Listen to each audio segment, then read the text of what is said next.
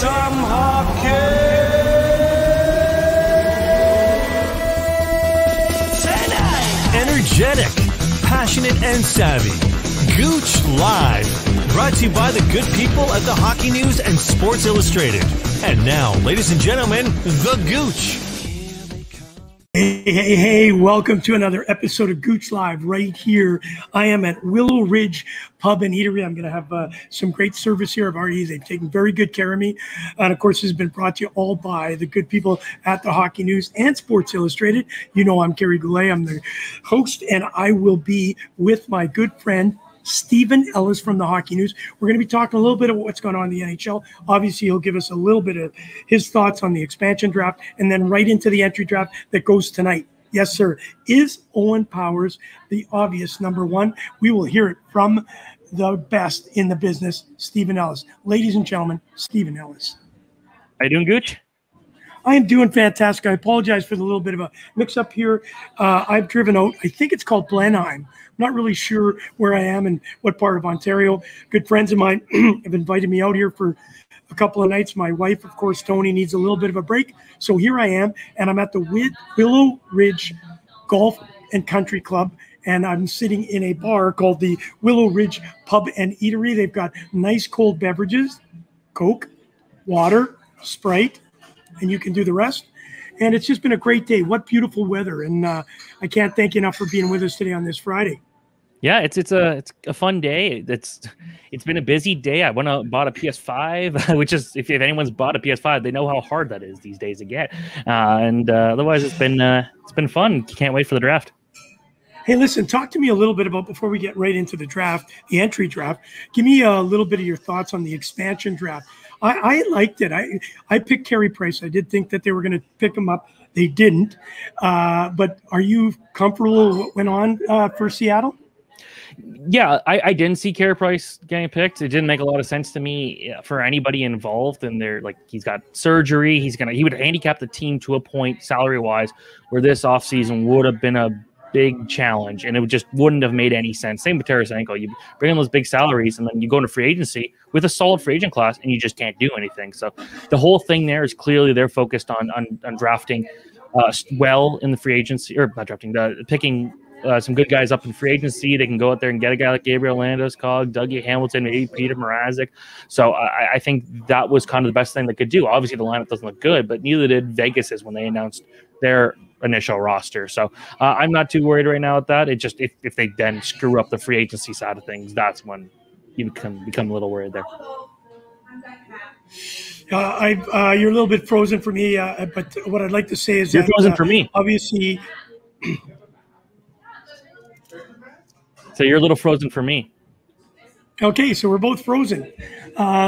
So if you don't mind, if you can hear me, of course, the one question that I've got for you is, after we've seen what Seattle has done, we like the defense. I'm personally thinking that that's a solid defense if there aren't many trades. As you know, things happen afterwards. I want to go right to Chris Driedger. You know, he's a friend of ours. We love him here on the show. He's been to Australia 3 times for us. Are you comfortable with what they've done in goal? Then we can talk quickly on defense and, of course, the forward lines. I don't expect them to be done. Not at all. This is a situation where obviously they picked a group there where they can trade some of these assets away. And in net, obviously, I think Chris Driedger is definitely going to be really good, no matter if he's in 1A, 1B, depending on how this looks out. I don't think Vitek Vanacek is going to be. I don't think Vitek Vanacek is going to be there for long. I think he's a good trade bait. But as it stands, I think this is a team where they've got the pieces where they can continue making moves, and I don't think they're close to done on that side of things. But with Driedger, they clearly believe in him. They give him a good contract and everything. So we'll see. All right. Do you think Giordano is going to be the next captain of the Seattle Kraken? At first, I thought so, but this is a guy that might only be there for half a season and maybe get traded the trade deadline day. So I would say right now, based off the group, yes, but that also really depends on if they go get a guy like Gabriel Landeskog, who has been a captain before. I also wouldn't be shocked if they don't name a captain. We saw Vegas. It took them many years before they decided to actually make someone wear the C. So we'll see how that goes.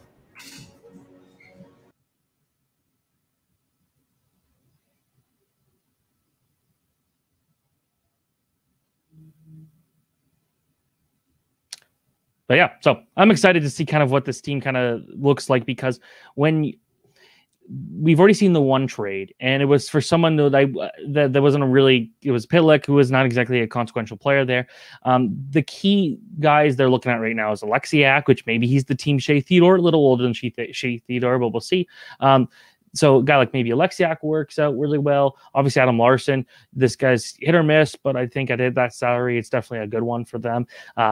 The forwards, Jordan Eberle is going to be a kind of a key thing there. So we'll see if that keeps working out there. Shout out to Ryan Kennedy from the Hockey News for breaking that pick there. But from there, it's truly kind of what they're going to do via the rest of the next couple of weeks in free agency. So if you're a Seattle fan, don't be too worried. And a lot of people are writing them off already, but it's like they haven't even got to the most important part outside of the actual draft itself. I think that this team's got an opportunity here. It might just take the most important part outside of the actual.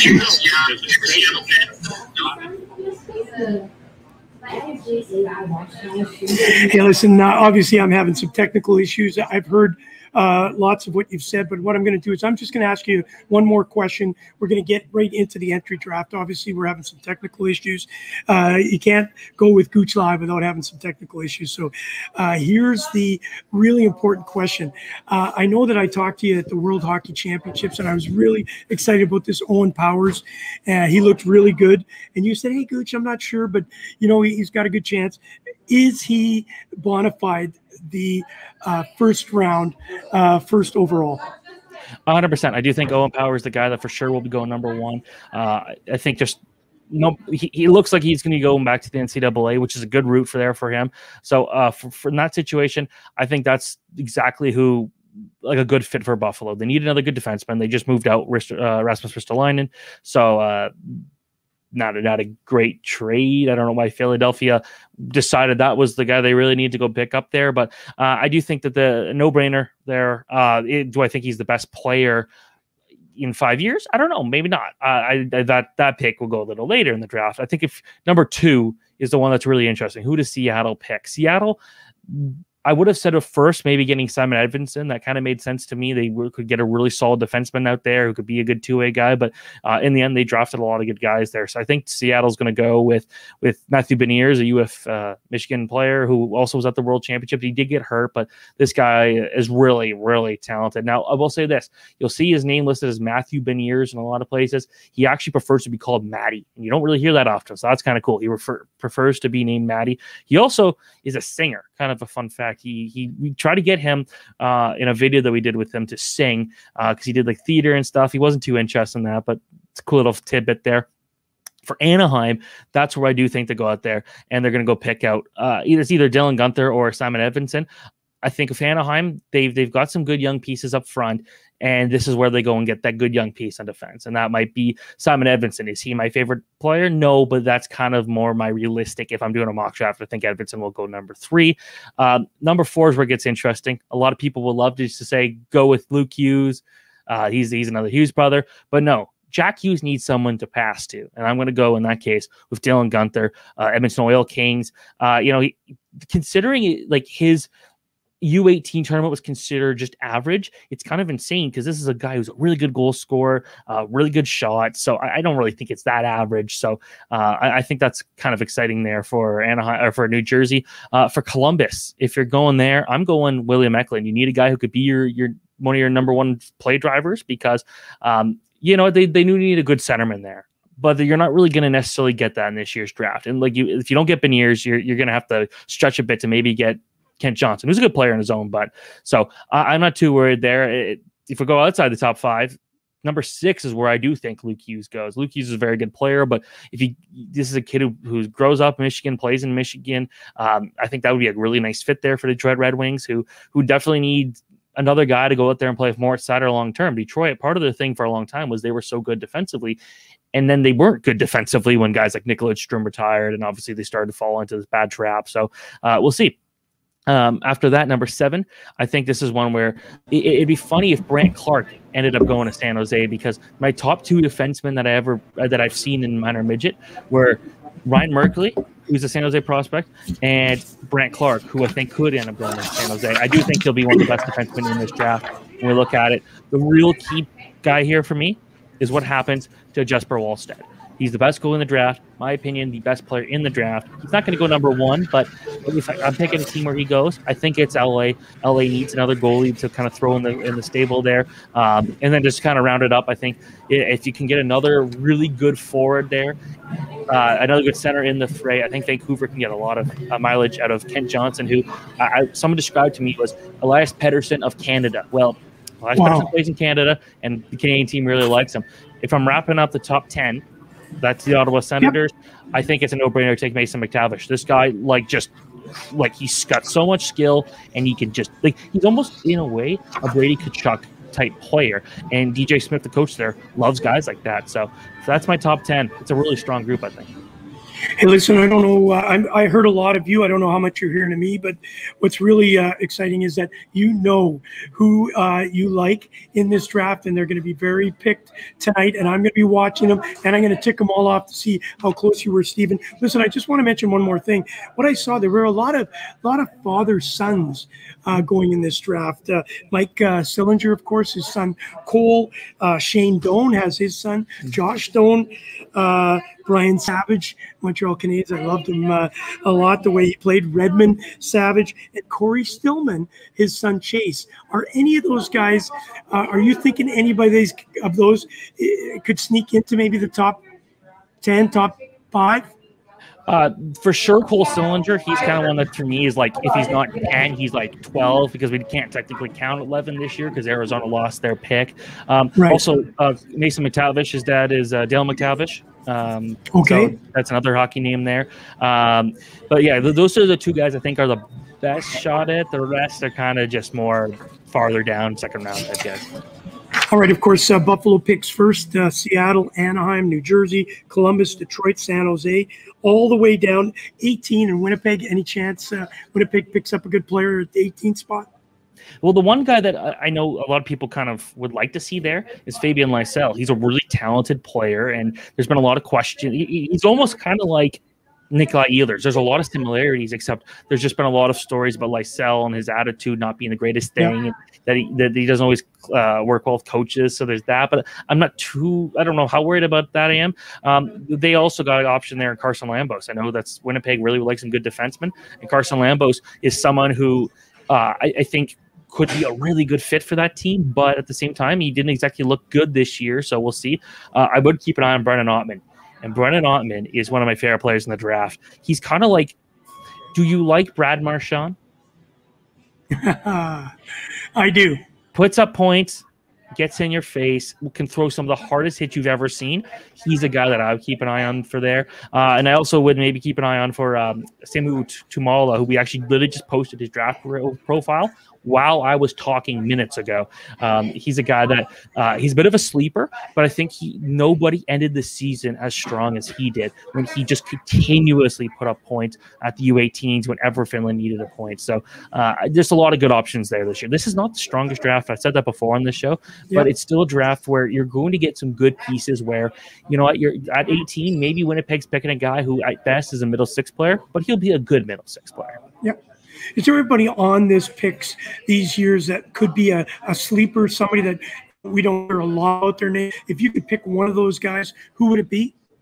Oh, that's a good one. One would be, I don't know. Like, there's always some good Russian goalies, and I think maybe this year, Kirill Gerasimov, he played one period, I believe just one period of the U18s, and got pulled. But I think he was a lot better than what we've seen. There was a tough end where I think he allowed like 5 goals, and then Russia ended up winning that game. But I think that he was someone that could be of interest. Joel Verbetic, another goalie that I think's a lot to like about him. I list him as a top 10 goalie in this year's draft. A lot of people have him more closer to like 20th. But this is someone who was one of the best goalies in the OHL draft a few years ago, and he kind of just got screwed on a team where they didn't play too well, and then also like North Bay just has some of the ugliest like jerseys we've ever seen in hockey. And then this year he didn't get a chance to play anywhere, which I think hurt his stock. But I think that's a good one. There's also I'm trying to blank on what his name is. Janis Moser, who really was a whole lot of nothing for a couple of years. And this past season just went on an absolute tear in the Swiss League that I think he's a 2000-born player in a 2003-born draft. He is an overager, but he's someone where I think a couple of years from now, we could be looking like, wow, a lot of teams made a mistake passing on him multiple times. Okay, listen, just before I let you go, I know we've had some technical issues. Thank you for battling through this. Obviously, you're watching Gouche Live with my good friend and confidant, Stephen Ellis from the Hockey News. Talk to me about we have to touch on the Toronto Maple Leafs because people would be writing in and throwing bombs and letter bombs at us. So they're not in this draft this year. Why is that? They're not in today's portion, not in the first round. They traded away for Nick Foligno, but they are here. They have 3 picks starting for tomorrow. So that they do have some options. They traded a lot of pieces to try to get better, and obviously it didn't really work out this year, but I still think that it has a chance to really kind of impress. The thing about this team is to get to the point where they are, they had to have a lot of really good prospects come up, and when your prospects go away, your team gets better, you don't draft as well necessarily because you're not picking as high anymore. I think that's kind of the thing with them, but I think they're still going to come away with some pretty good players there. Well, talk to me then, of course, the Hyman story. Are you thinking, obviously, he is moving. Obviously, Edmonton is the front runner. He's there, and there's supposedly a deal on the table. Talk to me about your thoughts on that. Well, I guess we're still waiting because there's been a couple of details that have been kind of all over the place in terms of what he's going to be traded for, or what is he's going to be traded for. I'm guessing a pick. I would expect that we're going to hear a trade soon if it's going to involve a pick this year. But my guess here is that the Leafs are like, okay, well, we want a second round pick, or we want another third, because they only got, I believe, just 3 picks. So they are going to be wanting something out of it. In terms of what it is just the signing rights in theory, because it sounds like they'll sign the contract and then they'll trade him. But what are they going to trade him for? And I think Edmonton's going to try to lower the price as much as possible, saying it's a sign and trade. You weren't keeping him regardless. So it'll be interesting to see when that comes out, because I think everyone expected that to be yesterday, and here we are still waiting. Yeah, of course. All right, to wrap up, anything exciting over the last week? Obviously, there's lots more to come. Free agency, of course, is going to be exciting. You're going to be very, very busy tonight and tomorrow, of course, for the entry draft. I'm really busy this weekend. I'm out here at the Willow Ridge Pub and Eatery. I'm going to go and sit on the patio where it's just absolutely gorgeous. And I can't thank you enough for taking some time out. Just give me a little bit of an insight of what you thought went on this last week that really surprised you. You know, Gossenberg out of Philadelphia. I'm kind of perplexed. I know he fell a little bit of a favor, but I still like him as a defenseman. And he's gone virtually for nothing. There was a lot of some weird ones. There was Gosberg going to Arizona from Philadelphia. That was one where he needed a new place to go, and it was mostly a salary dump. The thing that really kind of surprised me the most was Alex Nedeljkovic getting traded for Jonathan Bernier and a draft pick because they didn't want to pay the $3 million to sign him. That was dumb. That made no sense in Carolina's part. Bernier's a good goalie, but the goalies right now are Bernier and Reimer. That sounds a little familiar to some people. Also sounds like Vancouver. I don't know what the deal is, but Vancouver apparently has a major deal going on right now. We should be hearing shortly what it is. But, it looks like Oliver Ekman-Larsson and Connor Garland to the Canucks. For? A lot of players involved, apparently. Knowing Arizona needs some players in a cap dump. It sounds like it's going to be a cap dump. This could be interesting because I would not be shocked if this involves, I'm almost assuming this involves Arizona getting the 10th overall pick, which would be funny because that's 1 pick ahead. That is going to be interesting. Okay. Hey, listen, where can we find the information through you? Because you're the pulse of the hockey news, and we know that when something breaks, you're going to have it. Where can we reach out to look at what's going on? Check out Stephen Ellis, THN, on Twitter, and, of course, hockeynews.com. We're going to have analysis on this pretty shortly. All right, buddy. Stephen Ellis, thank you from the Hockey News. Always a pleasure listening to you. We love your perspective. All right. Thank you so much. Buddy. Thank you. See you, kid.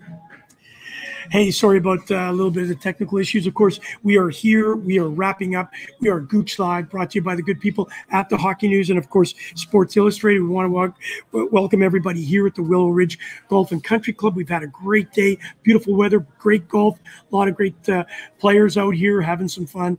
And, of course, I will be back tomorrow on the roundtable with Paul Rosen and, of course, Scott Taylor, talking with Taylor. Do not miss it.